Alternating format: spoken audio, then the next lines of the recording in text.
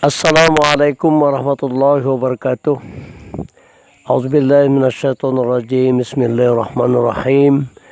Alhamdulillahirabbil alamin wassalatu wassalamu ala asyrafil anbiya'i wal mursalin sayyidina wa maulana Muhammad wa ala alihi washabbihi ajmain.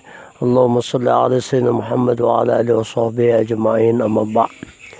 Ibu-ibu, bapak-bapak, penyuluh agama fungsional pertama dan muda pada golongan penata dari golongan 3A sampai dengan 3D. Pada kesempatan ini saya ingin menyampaikan salam sehat, semangat. Teruslah kita berkarya di penyuluh agama. Saya ingin sampaikan bahwa penyuluh agama fungsional itu bagian daripada pegawai negeri sipil atau istilah sekarang aparatur sipil negara, yang dalam hal ini induknya adalah Kementerian Agama Republik Indonesia. Artinya kita sebagai pegawai negeri sipil ada rambu-rambu yang harus kita perhatikan. Yang pertama adalah tingkat kehadiran atau yang disebut dengan daftar hadir. Kalau dulu kita ditempatkan di KUA, artinya setiap hari kita harus turun ke KUA mengisi daftar hadir. Namun pada masa pandemi COVID-19 yang berawal dari di awal tahun 2020, maka kebijakan pemerintah pemberlakuannya adalah kita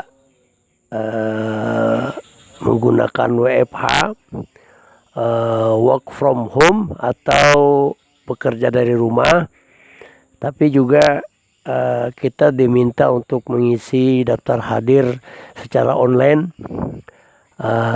Kemudian berikutnya itu memang tergantung kebijakan dari kepala unit atau instansi di daerah masing-masing, ya. Bagaimana kita melakukan daftar hadir ini sehingga tingkat kehadiran pegawai negeri sipil itu terukur. Itu yang pertama. Kemudian yang kedua, penyuluh agama fungsional sebagai aparatur sipil negara atau ASN wajib membuat laporan capaian kinerja harian. Jadi setiap hari kita bekerja, kita buat laporan harian yang dirangkum dalam 1 bulan. Maka idealnya dalam 1 bulan kita melakukan kegiatan sebagai penyuluh itu 22 hari. Bisa juga kurang dari itu, mungkin ada libur, ya. Jadi laporan capaian kinerja harian ini dalam setiap harinya bisa kita membuat perencanaan, membuat konsep-konsep, membuat naskah, ya, naskah bimbingan. Kemudian dalam 1 hari itu idealnya kita 1 atau 2 binaan. Binaan ini pada masa pandemi bisa dengan tatap muka, bisa melalui Zoom, video call atau daring misalnya, ya.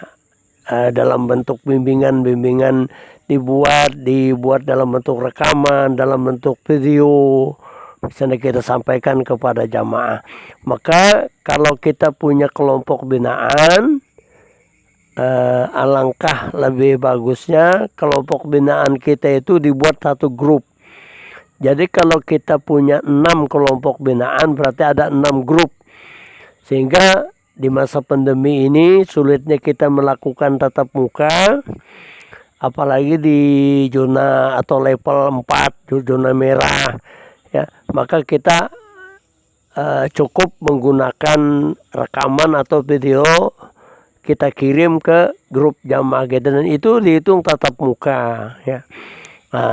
Tapi di dalam pembuatan laporan kinerja harian seorang penyuluh atau ASN tetap dicantumkan, ya, menyampaikan materi bimbingan dalam bentuk video pada kelompok binaan atau jamaah, ya.